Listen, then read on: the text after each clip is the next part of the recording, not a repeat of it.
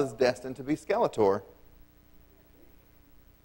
Daddy, I want my juice bottle. I'm hearing it in my head.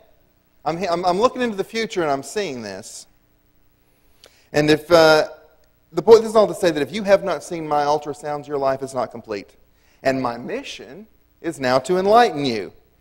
Which is to say, I get it. I understand it. I know why these strangers have done this all my life, because I see a stranger and I want to show them the picture too. I generally don't, actually, show them, but I want to. When you care about something that deeply, you just can't help but talk about it. And of all the things that Jesus talks about in the Bible, he talks about money and our attitude towards money more than anything else. And you may be surprised to hear that, but it's absolutely true. Why would Jesus be so concerned with money? Because money is not a neutral thing. Money is charged like a car battery. And just like a car battery, it can get you where you're going, but if you handle it the wrong way, it will put you down like a clown in Cowtown in no time flat. Money really does matter, and our attitude towards money really does matter for our own lives. That's what Jesus is talking about in today's gospel reading. We've seen it all play out. Beloved grandmother dies, and before she's had a chance to cool off, people are nipping at each other over the inheritance, the money, who gets the house, who gets the car, who gets this, who gets that. I wish I could say that I've only seen that once or twice, but I've been a pastor for 5 years. And I've seen it so many times that I'll never be able to forget it. So here comes this guy up to Jesus. And he's asking Jesus to solve the family problems over who gets what. And Jesus answers him, but he does not give him the answer that he wants to hear. Because what Jesus' answer is this. He says, your problem, pal, is not how much money are you going to get and how much money is your brother going to get and how much money is so-and-so going to get. Your problem is that you think that getting something you can't take with you is worth sacrificing family relationships and love that you actually can take with you. And now a family stands in ruins, destroyed for a pile of coins. But it's not really even about the pile of coins. It's about the power. This guy wants to win so that he can feel like he won, that he pulled one over, that he got the last laugh, that he emerged the victor. It's about power. Money's always about power, because money is power. In fact, it's sometimes even called that, purchasing power. Think about it. Goods and services come about only by means of money. The power to acquire, the power to get stuff done in green paper form is money. Now, Jesus said that the whole law of God, the whole rule book complete, rests on two principles: love of God, love of neighbor, right? So what's the relationship between love and power? Because if we're talking about money, we're talking about power. What's the relationship between love and power? What you love, you use your power to help because you want to. And if it ain't that, if you ain't doing that, then it ain't love.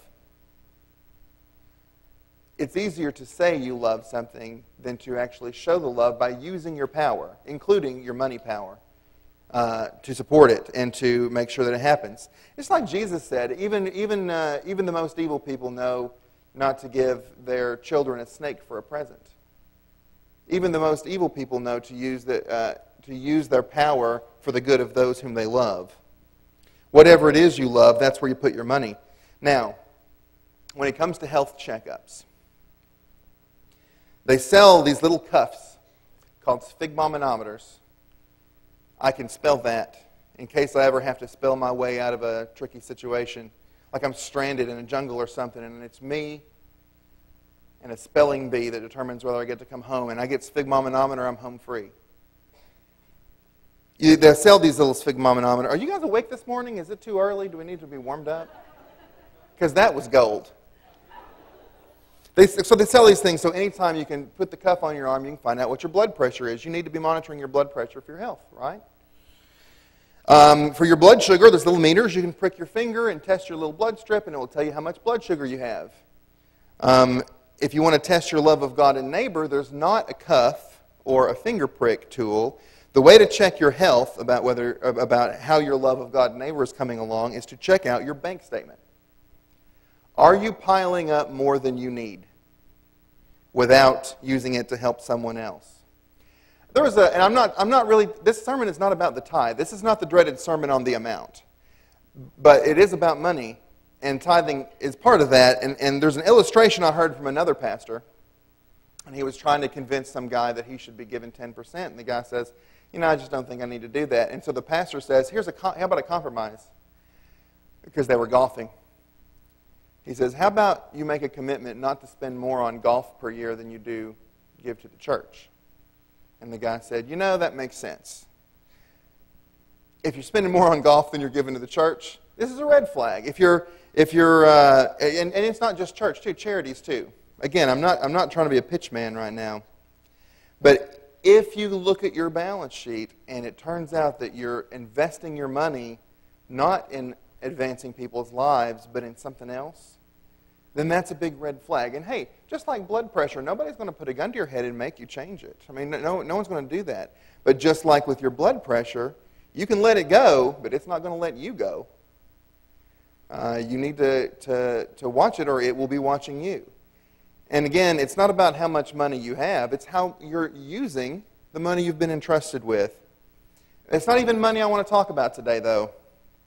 It's our attitude toward money. Why is he talking about money? Religion is supposed to be about faith, right? Stay out of my pocketbook. Now you're meddling, right? The Bible Greek word for faith is pistis. Now you have a Jeopardy answer. Store that back if you're ever on the show. Pistis means faith in Greek. There's another concept, however, which is important, trust. Do you know what the Greek word for trust is in Greek? Pistis. It's the same thing. We sometimes think of faith as being, some kind of an airy, fluttery feeling or a sense of that everything's going to be okay in the end. Faith is not that. Faith is trust. It's a lot more concrete, a lot more down to earth. Faith is about trust. Now you can either put your ultimate trust in the power of God or the power that you store up in cash. But you cannot put both of them in the position of ultimate trust. If you ultimately trust God, then your money is a means to the end of helping others, the end of faithful discipleship, not an end in itself. The purpose of your life is not to have a pile of cash or to have a big number on your bank statement, but to invest in humanity because that's where God is. But if you trust money, then God is a means to an end for you. If your ultimate trust is money, God is only a means to an end. But unlike money, God is no good to you if you do not trust God. God's a person rather than a thing. Now, when it comes to greed, the Apostle Paul, and you may have caught this when Regina was reading it, the Apostle Paul wrote to the Colossians that greed and idolatry are the very same thing. Now, I want to step back because I feel like when we talk about money, it kind of gets heavy. So I want to step back into something a little bit lighter. Think about greed and think about idolatry, but in a non-serious way.